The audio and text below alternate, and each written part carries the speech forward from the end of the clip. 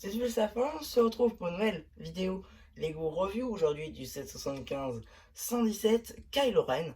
En gros, on attaque ici la Buildable Figures Week. En gros, cette semaine, je vais essayer de vous mettre un maximum de vidéos Buildable Figures de ce style. Aujourd'hui, on commence avec Kylo Ren parce que j'ai la boîte. Voilà. Effectivement, la boîte est un peu défoncée. Les os, brocante, qu'est-ce que je dise 10 balles, vous voulez que je les commande en fait. Bref. Donc on va vite fait voir un peu comment ça rend la figurine et tout. Parce que du coup elle était neuve, hein, donc du coup les pièces n'ont rien. Donc ça c'est bien. Donc, du coup, ici on peut voir qu'il y a des articulations partout. Voilà, au niveau des poignets, des coudes, des épaules. Voilà, là on a des panels techniques juste ici pour habiller un petit peu l'armature. Pareil de l'autre côté, on va voir qu'il y a une fonctionnalité après. Le torse ici, tampographié à la perfection. Pas de réelle tampographie derrière, néanmoins on a un peu plus de partie technique en fait. C'est un peu le seul point noir du set. Ensuite ici on a un bout de tissu encore devant. On va relever vite fait pour la vidéo, mais voilà. Tac, ici vous avez les jambes. C'est à peu près la même structure à chaque fois, hein, c'est-à-dire qu'on a le gros panel là, un petit panel ici, pareil pour les jambes, enfin pareil pour les bras par contre, c'est pareil.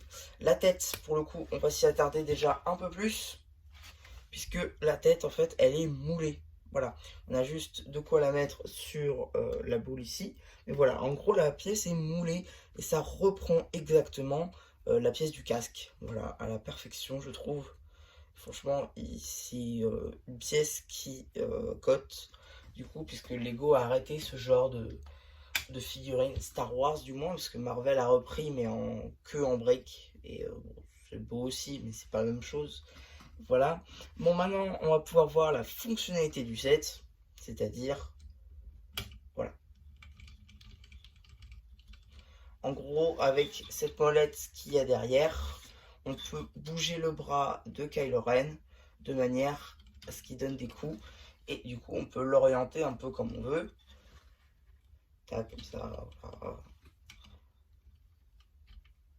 Voilà, je fais des petits... Voilà. En gros, on peut vraiment l'orienter comme on veut et ça permet de donner des coups de sabre.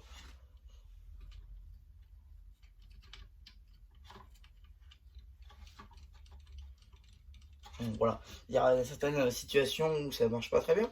Mais c'est une bonne fonctionnalité et c'est très rare de trouver de genre de fonctionnalité là-dedans parce que c'est surtout euh, une figurine de 12 cm.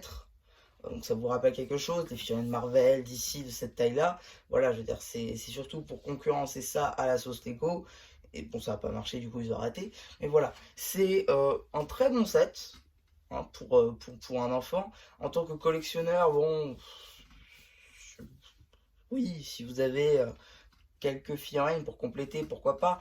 Personnellement, je ne sais pas si je pourrais faire la collection complète, parce que pour l'instant, j'en ai 4. Je crois qu'il y en a au moins une vingtaine. Donc voilà, ça risque d'être chaud. Néanmoins, on peut quand même essayer, pourquoi pas. Voilà, il y a une certaine collection à faire. C'est plutôt marrant de tous les avoir alignés comme ça. Bon, voilà, ça fait plutôt bien.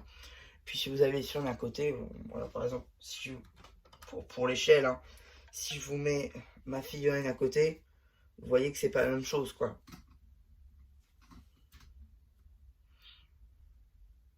Ouais, c'est à peu près cinq figurines comme ça de plus. C'est plutôt pas mal. Ouais, c'est une grande figurine si vous voulez à construire.